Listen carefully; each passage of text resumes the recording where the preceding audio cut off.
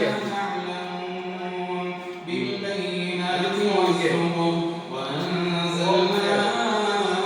إليك الذكر لتبين للناس ما نزل إليهم ولعلهم يتفكرون أفأمن الذين مكروا السيئات أن يخسف الله بهم الأرض أو يأتيهم العذاب من حيث لا يشعرون أو يأخذهم في تقلبهم فما هم بمعجزين أو يأخذهم على تخوف فإن ربكم لرؤوف رحيم أولم يروا إلى ما خلق الله من شيء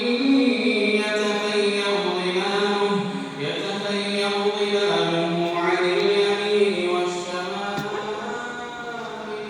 سجدا لله وهم داخلون ولله يسجد ما في السماوات وما في الأرض من دابة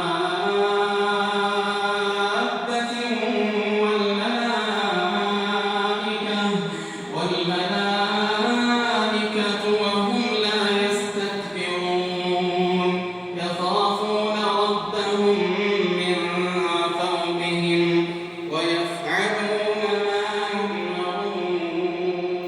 يؤمرون وقال الله لا تتخذوا إلهين اثنين إنما هو إله واحد فإياي فارهبون وله ما في السماوات والأرض وله الدين واصبا أفغير الله تتقون وما بكم من نعمة فمن الله ثم إذا مسكم الضر فإليه تجأرون ثم إذا كشف الضر عنكم إذا فريق منكم بربهم يشركون ليكفروا بما آتيناهم